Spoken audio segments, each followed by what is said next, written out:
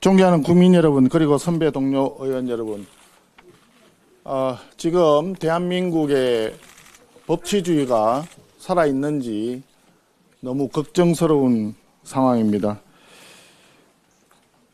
대장동 일당 남욱으로부터 불법 대선 자금 8억 4,700만 원을 받아서 1심 유죄, 2심 유죄를 선고받았고 3심에서도 유죄가 거의 확실시되는 범죄자 김용이 지금 전국 순회 북 콘서트를 열고 있습니다.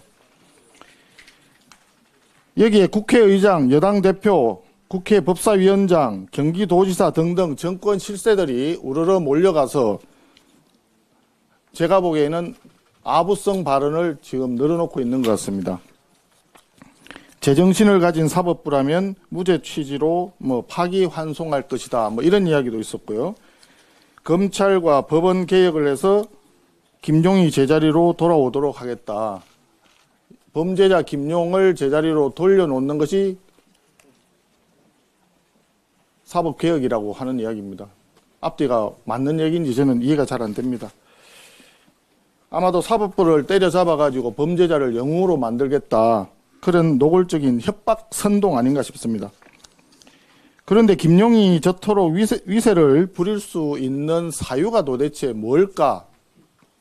첫째, 이재명 대통령이 이런 얘기를 했다고 합니다. 내 분신과도 같은 사람.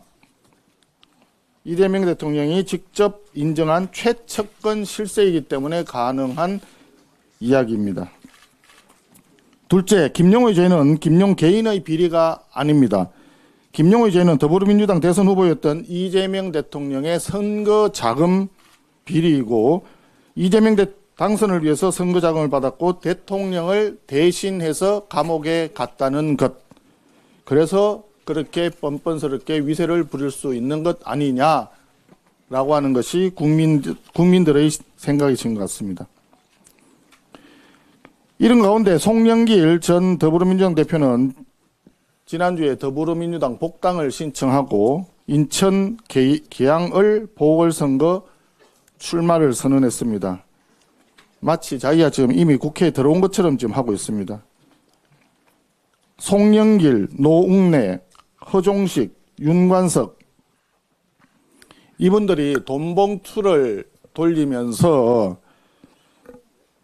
소위 더불어민주당 전당대회를 만드신 분들인데 무죄 판결을 받았습니다. 그런데 그 무죄 판결의 이유가 뭐냐? 위법한 증거 수집 때문에 그렇다. 이런 이야기입니다. 위법 수집 증거라고 하는 법리가 있고 하는데 그 법리는 이상하게 여당 의원들만 적용되고 야당 의원들은 적용이 안 됩니다. 왜 그런지 사법부도 이해하기가 어렵습니다. 결론은 무죄를 받긴 받았지만 증거 수집 과정에 절차에 문제가 있었다는 것 때문에 무죄인 것이지 돈봉투를 돌렸다라고 하는 사실은 변한 게 없다라고 하는 점입니다.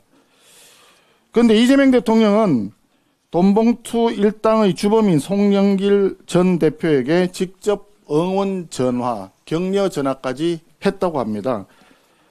이러한 부끄러움도 없는 더불어민주당의 전당대회 전통이 바로 공천 뇌물 사건으로 돈 공천 사건으로 연결되는 겁니다.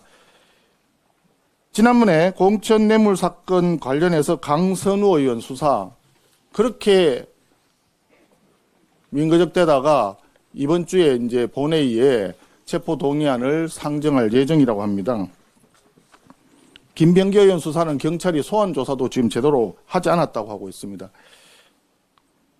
거기에 덧붙여서 통일교 게이트 사건에 제일 먼저 이름을 올렸던 전재수 전 장관이라고 해야 되나요? 전재수 전 장관의 경우에는 4천만 원 플러스 명품 시계 2점 이렇게 처음에 나왔던 것이 어느 날 갑자기 금액 숫자가 좀 달라지고 이상한 상황이 벌어지더니 지금 전재수 전 장관은 부산시장 출마한다고 부산 전역에 플랜카드를 내걸고 있는 이런 상황입니다. 더불어민주당이 가진 핑계로 통일교 특검, 공천 뇌물 특검을 거부하면서 경찰은 또 차일피일 수사도 뭉개고 있고, 이런 것이 바로 이재명 정권의 민낯인 것입니다. 돈봉투 주고받고 공천도 돈으로 사고 팔고 통일교를 비롯한 종교단체에서 검은 후원금 받아 챙기고, 이런 더불어민주당, 이것이 바로 부패한 집단 아닙니까?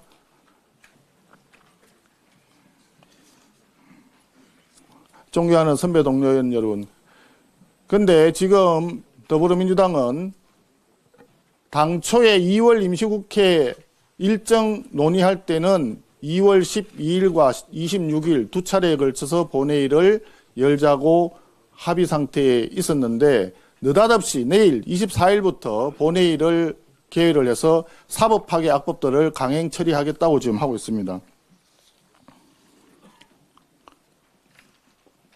사법파괴 악법들 중에 강행 처리하겠다는 것 중에 첫 번째가 법 왜곡죄입니다. 법 왜곡죄는 결과적으로 검사들에게 이재명 대통령 공소 취하를 하지 않으면 당신도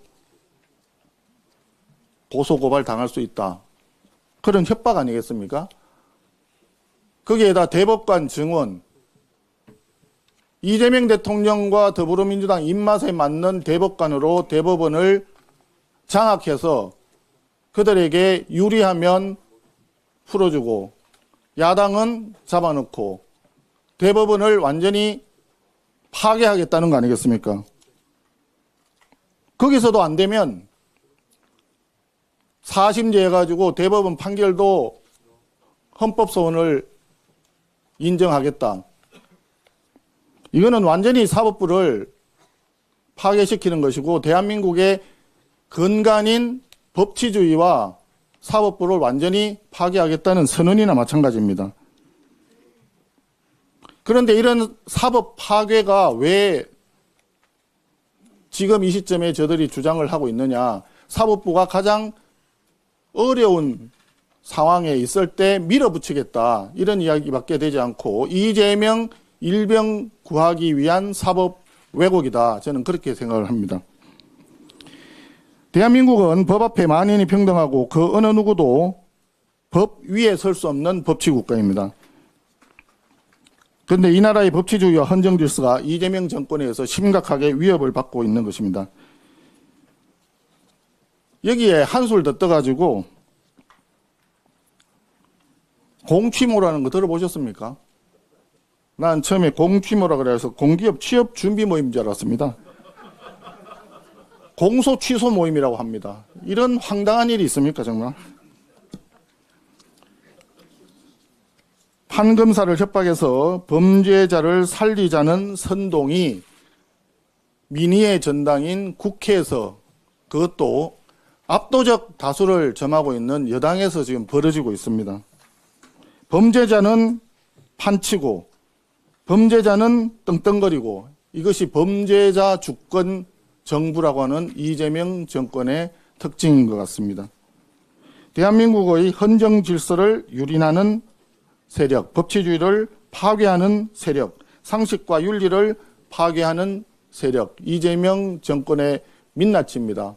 이 부분에 대해서 오늘 의원님들께서 만약에 내일부터 본회의를 열어서 이런 사법 파괴 악법들을 강행할 때 우리 당이 어떻게 대응할 건지에 대한 치열한 토론과 대안 제시를 의원님들께서 해주시기를 기대하겠습니다.